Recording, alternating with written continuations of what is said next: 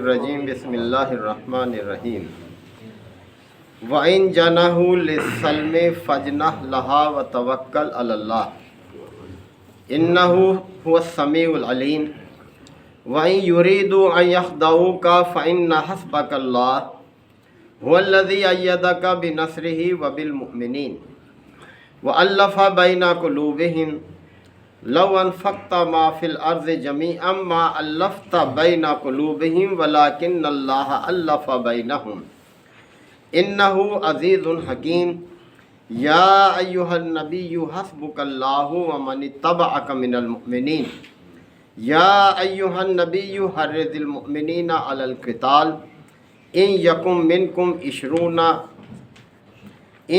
منکم صابرون یغلبوا مئتین وَإِن يَكُن مِّنكُم مِّائَةٌ يَغْلِبُوا أَلْفًا مِّنَ الَّذِينَ كَفَرُوا بِأَنَّهُمْ قَوْمٌ لَّا يَفْقَهُونَ الْآنَ خَفَّفَ اللَّهُ عَنكُمْ وَعَلِمَ أَنَّ فِيكُمْ ضَعْفًا فَإِن يَكُن مِّنكُم مِّائَةٌ صَابِرَةٌ يَغْلِبُوا مِئَتَيْنِ وَإِن يَكُن مِّنكُمْ أَلْفٌ يَغْلِبُوا أَلْفَيْنِ بِإِذْنِ اللَّهِ وَاللَّهُ مَعَ الصَّابِرِينَ صدق اللہ مولانا العظیم۔ سورہ الانفال کے یہ 8ویں اور 9ویں رکوع کی آیات ہیں۔ پچھلی آیات میں رب کائنات نے اہل ایمان کو اس طرف توجہ دلائی کہ دشمن کے مقابلے میں اپنے دفاع سے غافل نہ ہونا، اپنے مضبوط کو، اپنے اس دفاع کو اس حد تک مضبوط رکھو جتنی تمہاری استطاعت ہے، اور رائج الوقت اسلحے کے لحاظ سے اپنی پوری تیاری کر کے رکھو۔ آگے مزید ہدایات دی ہیں اللہ تعالیٰ نے اہل ایمان کو، فرمایا کہ وَإِن جَنَحُوا لِلسَّلْمِ، اور اگر تمہارا دشمن صلح کی طرف مائل ہو، فَاجْنَحْ لَهَا، تو تم بھی صلح کی طرف مائل ہو جاؤ، یعنی صلح کو قبول کر لو۔ یعنی جنگ تو ایک ناگزیر چیز ہے، جنگ دونوں کے لیے بہرحال نقصان دہ ہے۔ کہتے ہیں نا کہ اگر سیدھی انگلی سے گھی نکلے تو ٹیڑھا کرنے کی کیا ضرورت، اگر مقصد حاصل ہو جائے جنگ کے بغیر تو پھر جنگ کی طرف نہیں توجہ دینی چاہیے۔ تو فرمایا کہ اگر دشمن صلح کی طرف مائل ہو جائے، اگر وہ کچھ اصولوں کے تحت تمہارے ساتھ معاملہ طے کرنا چاہے تو تم بھی صلح کی طرف مائل ہو جاؤ۔ وَتَوَكَّلْ عَلَى اللَّهِ، اور بھروسہ اللہ پر رکھو، اللہ سے مایوس نہ ہو، نہ جانے وہ تمہارے لیے اس صلح میں کیا خیر پیدا کر دے۔ آپ دیکھ لیں کہ صلح حدیبیہ کو دیکھ لیں، کتنی بڑی یہ صلح ہے۔ آپ علیہ الصلوۃ والسلام اللہ کے گھر کی زیارت کے لیے نکلے تھے، جانور قربانی کے ساتھ تھے، لیکن دشمن نے روک دیا، اور ایسی صورتحال پیدا ہو گئی کہ مسلمان بہت اشتعال میں آ گئے، اور جب انہوں نے صلح کے لیے مائل ہوئے تو آپ صلی اللہ علیہ وسلم بھی مائل ہو گئے، اور اسی صلح کے نتیجے میں دیکھ لیں کتنی بڑی کامیابی اللہ تعالیٰ نے دی۔ حالانکہ اس کی شرائط ایسی تھیں جو اہل ایمان کو قابل قبول نہیں تھیں، لیکن انہی میں اللہ نے کس طرح سے برکت رکھ دی۔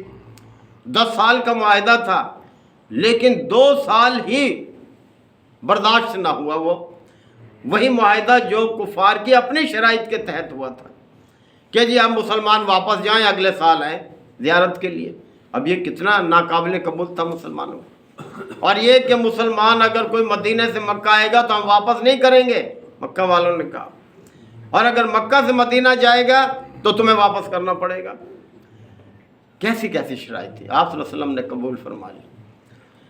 2 سال بعد ہی ان کفار، یعنی 6 ہجری میں ہوا تھا یہ صلح حدیبیہ کا معاہدہ، 8 میں انہوں نے پھاڑ پھینکا جو خانہ کعبہ میں لٹکا رکھا تھا۔ جب انہوں نے پھاڑ پھینکا تو آپ صلی اللہ علیہ وسلم نے بھی موقع غنیمت جانا، تیار کیا اہل ایمان کو، اور جا کر مکہ فتح کر لیا۔ یعنی کس طرح سے دیکھیں یہ اہل ایمان کے حق میں یہ معاہدہ مفید ثابت ہوا۔ تو فرمایا جا رہا ہے کہ اگر دشمن صلح کی طرف مائل ہو تو تم بھی صلح کی طرف مائل ہو جاؤ، اور اللہ پر بھروسہ رکھو۔ انہ هو السمیع العلیم، یقیناً اللہ تعالیٰ سمیع بھی ہے، علیم بھی ہے۔ یعنی وہ سب کچھ سنتا ہے، جانتا ہے۔ وَإِن يُرِيدُوا أَن يَخْدَعُوكَ، اور اے نبی صلی اللہ علیہ وسلم اگر یہ آپ کو دھوکہ دینے کا ارادہ رکھیں گے، یعنی صلح میں یہ پہلو ان کے پیش نظر ہوگا کہ ہم دھوکہ دے لیں، تو فرمایا فَإِنَّ حَسْبَكَ اللَّهُ، آپ کے لیے اللہ کافی ہے۔ یعنی اللہ پھر ان کے سر کو بھی کر دے گا، پھر تمہیں ان پر غلبہ عطا کر دے گا، لہذا صلح سے پیچھے نہ ہٹنا۔ هُوَ الَّذِي أَيَّدَكَ بِنَصْرِهِ وَبِالْمُؤْمِنِينَ، وہی ہے جس نے تمہاری مدد اور مومنوں کے ذریعے سے تمہاری تائید کی۔ یعنی اللہ نے کس طرح سے اہل ایمان کو ثابت قدم کر دیا، خاص ذریعے سے فرشتوں کو بھیج کر، کس طرح سے دیکھیں حالات کو سازگار بنا کر، وہ اللہ ہی ہے جس نے تمہاری مدد کی، مومنوں کے ذریعے سے بھی تمہاری تائید کی۔ وَأَلَّفَ بَيْنَ قُلُوبِهِمْ، اور اسی اللہ نے تمہارے دلوں میں محبت پیدا کی، الفت پیدا کی۔ کس طرح سے تمہارے دل جوڑ دیے اس نے، کہ کس طرح سے جانی دشمن تھے یہ مدینہ میں جو دو قبائل تھے، اوس اور خزرج کے قبائل، پشتوں سے ان کی دشمنی چلی آ رہی تھی، لیکن جب دین اسلام انہوں نے قبول کیا، آپس میں شیر و شکر ہو گئے، بھائی بھائی بن گئے۔ تو اللہ تعالیٰ نے توجہ دلائی کہ دیکھو وَأَلَّفَ بَيْنَ قُلُوبِهِمْ، وہ اللہ ہی ہے جس نے ان کے دلوں میں الفت پیدا کر دی، محبت پیدا کر دی۔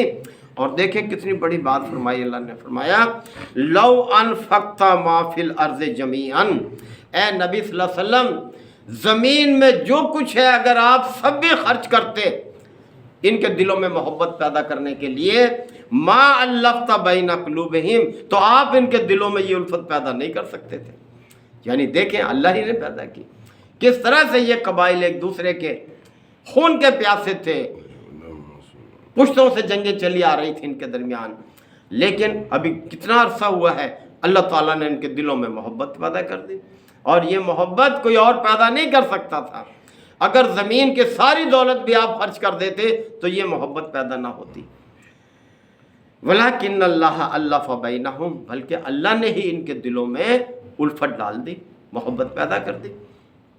إِنَّهُ عَزِيزٌ حکیم، یقیناً وہ اللہ عزیز ہے، حکیم ہے، یعنی ہر کام پر وہ غالب ہے، جو کام وہ کرنا چاہے ایک اشارے سے کر دے، اور اس کے کام حکیم بھی ہے ساتھ، یعنی حکمت پر مبنی ہوتے ہیں، کوئی الل ٹپ نہیں ہوتے اس کے کام، اس کے ہر کام میں حکمت پوشیدہ ہوتی ہے۔ یا ایھا النبی، اے نبی صلی اللہ علیہ وسلم، دیکھیں کس طرح سے پیار بھرا انداز ہے خطاب کا۔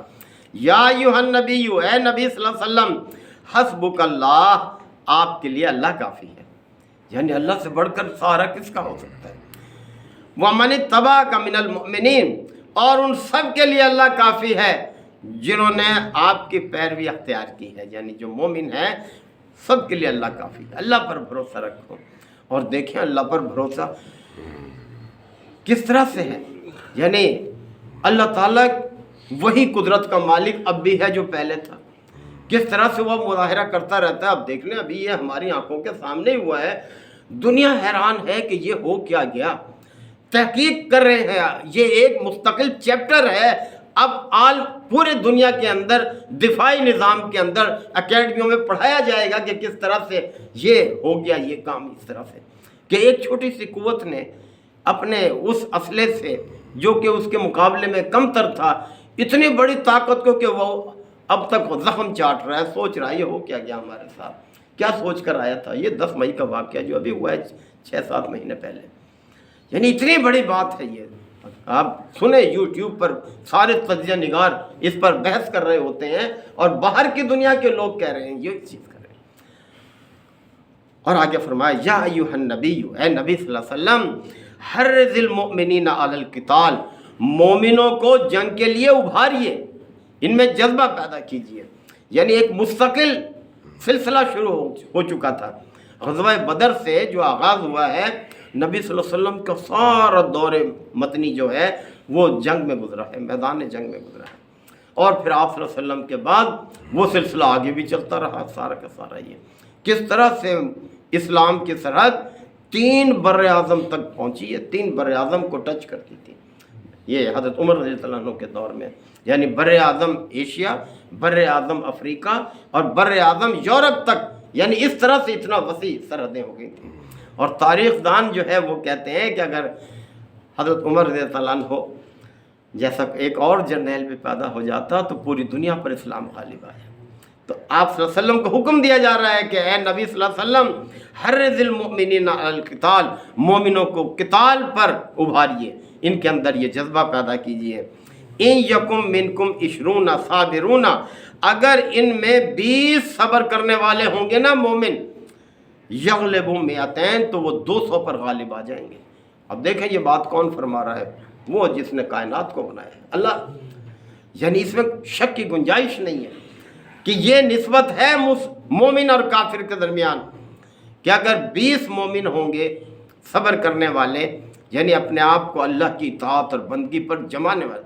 صبر کا مطلب ہوتا ہے باندھنا، اپنے آپ کو اللہ کی اطاعت پر بندگی پر باندھے رکھنا۔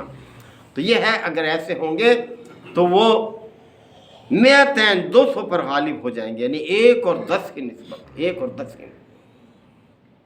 وَإِن يَكُن مِّنكُم مِّئَةٌ، اور اگر 100 ایسے ہوں گے، یعنی اس صفت کے مالک ہوں گے، صبر والے ہوں گے، يَغْلِبُوا أَلْفًا مِّنَ الَّذِينَ كَفَرُوا، تو وہ 1000 کافروں پر غالب آ جائیں گے۔ بِأَنَّهُمْ قَوْمٌ لَا يَفْقَهُونَ، اس لیے کہ یہ وہ قوم ہے، یہ کافر، کہ جو سمجھ نہیں رکھتے کہ اصل لڑائی میں اصل ہتھیار کیا ہے۔ تو لڑائی کا جو اصل ہتھیار ہے وہ یہی ہے، تقویٰ ہے، یعنی یہی ہماری فوج کا ماٹو ہے۔ تقویٰ جو ہے، ایمان، تقویٰ، یہ ساری چیزیں، یعنی تقویٰ جو ہے وہ صرف مومن میں ہوتا ہے، کافر میں تو نہیں ہوتا۔ جذبہ ہے، اللہ کی اطاعت اور بندگی ہے۔ اور جنگ مومن عبادت کے طور پر کرتا ہے، مال و دولت کے لیے نہیں کرتا، یعنی اس کا مقصد اور ہے، کافر کا مقصد اور ہے، لہذا اللہ نیک مقصد میں ہی برکت عطا کرتا ہے۔ تو یہ ساری ہدایت دی جا رہی ہیں۔ اللہ تعالی ہم سب کو آیات کو سمجھنے کے عمل کی توفیق عطا فرمائے۔ وآخر دعوانا الحمدللہ وکفی وسلام علی عبادہ الذین اصطفیٰ۔ ربنا آتنا فی الدنیا حسنۃ وفی الآخرۃ حسنۃ وقنا عذاب النار وادخلنا الجنۃ مع الابرار یا عزیز یا غفار یا رب العالمین۔ اللہم انک عفو کریم تحب العفو فاعف عنا۔ اللہم من احییتہ منا فاحیہ علی الاسلام ومن توفیتہ منا فتوفہ علی الایمان۔ یا شافی الامراض اشف مرضانا ومرضى المسلمین، یا قاضی الحاجات اقض حاجاتنا وحاجات المسلمین۔ اللہم اعز الاسلام والمسلمین۔ ربنا تقبل منا انک انت السمیع العلیم وتب علینا انک انت التواب الرحیم۔ صلی اللہ تعالی علی خیر خلقہ محمد